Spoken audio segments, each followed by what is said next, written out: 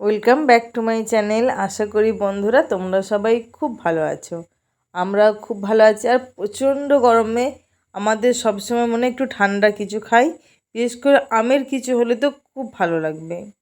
তাই আজকে আমি তোমাদের জন্য নিয়ে চলে এসেছি ম্যাঙ্গো মস্তানি রেসিপি। এটা খুব সহজে বাড়িতে তৈরি করা যায় আর বাড়ির জিনিসপত্র দিয়ে, দোকান থেকে কোনো কিছু তেমন কেনার প্রয়োজনে পড়বে না। চলো, তার জন্য আমি এখানে প্রথমেই পাকা আম নিয়ে নিয়েছি। পাকা আমগুলো আমি একটু কেটে ছোট ছোট টুকরো করে নেব।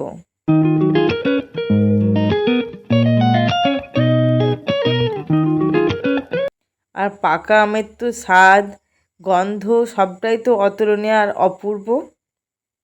তাই পাকা আম এই সময় খুব ভালো পাওয়া যাচ্ছে, আর পাকা আম তো খুব মিষ্টি হয়। সেই জন্য আজকে চিনির তেমন বেশি ব্যবহারের দরকার নেই, অল্প চিনির ব্যবহার করব আমি। চলো, আমগুলো খোসা থেকে টুকরোগুলো আমি বের করে নিচ্ছি।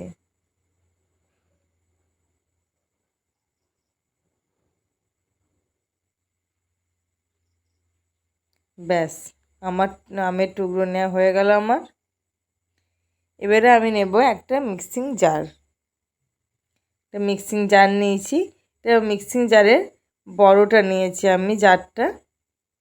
তার মধ্যে আমি ছোট ছোট টুকরো আমগুলো দিয়ে দেব। কিছুটা আম রেখে দিচ্ছি, আর দিয়ে দেব আইস কিউব। এখানে আমি 7-8টার মতন আইস কিউব দিচ্ছি। এবারে আমি ওর মধ্যে দেব অল্প একটু চিনি। এখানে আমি 3 টেবিল স্পুন চিনি দিচ্ছি। বেশি চিনি দেওয়ার দরকার নেই, কারণ আমের মধ্যে একটা মিষ্টতা আছে। আর দেব হাফ কাপ দুধ। দুধটা কিন্তু ফ্রিজে রেখে দিয়েছিলাম, দুধটা বেশ ঠান্ডা। তোমরা চাইলে ঠান্ডা দুধও না দিতে পারো। চলো, পুরো পেস্টটা করে নিয়েছি। এটা খুব সহজ, সবাই খেতে ভীষণ পছন্দ করবে, ছোট থেকে বড়। চলো, এবার আমি গ্লাসের মধ্যে ঢেলে দিলাম। বাড়িতে যদি হঠাৎ করে কেউ বাড়িতে চলে আসে গ্রীষ্মকালের দিনে, কি শরবত দেব? এটা যদি বাড়িতে পাকা আম থাকে খুব সহজেই তৈরি করে দিতে পারবে। আর উপর থেকে দিয়ে দিলাম খানিকগুলো টুকরো করা ছোট্ট আম।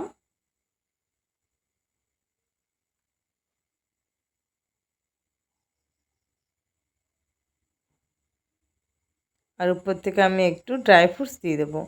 তোমরা যে যার ইচ্ছে মতো ড্রাই ফ্রুটস অ্যাড করতে পারো। আমি এখানে অল্প একটু কাজু কুচি করে দিলাম, আর অল্প একটু কিশমিশ দিলাম। তাহলে চলো, আজকে আমার ম্যাঙ্গো মস্তানি রেডি হয়ে গেল। দেখো, খুব সহজে, বেশি কোনো কিছু উপকরণের দরকার নেই, বাড়িতে সমস্ত জিনিস থাকে, সেই দিয়ে ম্যাঙ্গো মস্তানি রেডি হয়ে গেল। আর ছোট থেকে বড় সবারই কিন্তু ভীষণ খেতে ভালো লাগবে।